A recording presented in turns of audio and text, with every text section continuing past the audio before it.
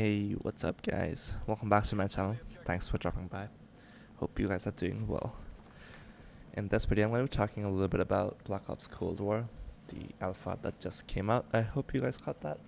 If you didn't, well, it was PS4 exclusive and it was timed. So if you haven't been able to check it out, you gotta wait until the beta, which again is, I think, pre-order only. But first impressions of the game, pretty good. I really like it, and I'm gonna be going over what I think they could improve on, or what I think could be problematic in the future, and as well as what really worked for this game compared to like Modern Warfare. So stay tuned, keep watching. If you like the video, make sure to hit the like button, and if you want more of this kind of content, make sure to hit the subscribe button and press the notification bell icon. Cool. Before any delay, I'll get on to the most controversial topic of the game so far, which has been SBMM. I think Scump posted a video on his Twitter of him just C4ing himself to death so that I can get into the lower bracket of SBMM. Now, personally, I didn't feel the SBMM as much as I did in Modern Warfare 2019. I think it's a little bit tuned down. Like, I definitely had games where I was dropping like 40 bombs or like 45 bombs, which I do in Modern Warfare as well, but not as frequently as I was in Cold War. But I think one of the other content creators, I believe Driftor, posted a video where he mentioned that it might be that SBMM works even worse or even harsher if you're in a party versus if you're solo queuing. So that might be the reason why I was doing so well, is because I was mostly playing solo. Like, my personal opinions on SBMM, I think it's a good thing, except for the people at the very top. I think that's where it can be loosened a little bit.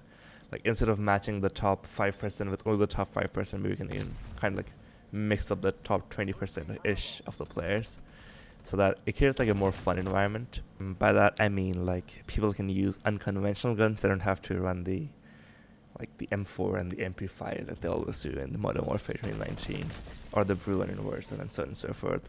So I think a relaxation of the SBMM at the top level could promote people trying to use different guns into just the meta, which gets annoying and difficult to use at times.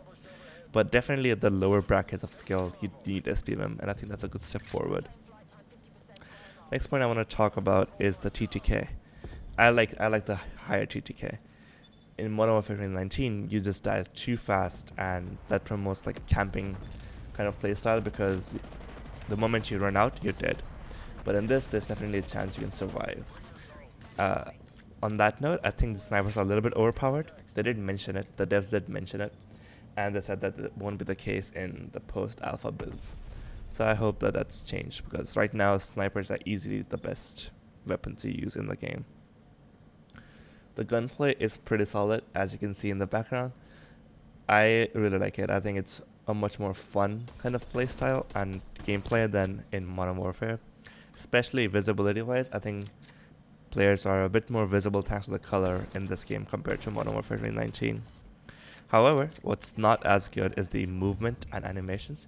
You can see this quality kind of takes like a return to the older COD movement. It's very arcade style, it's not realistic.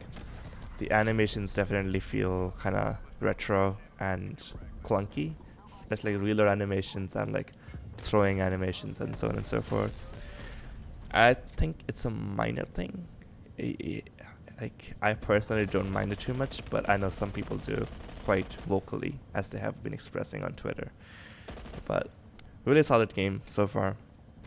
My only really complaints have to be the movement / animations and SBMM at the top level, which obviously I'm not there, so I didn't face it as much.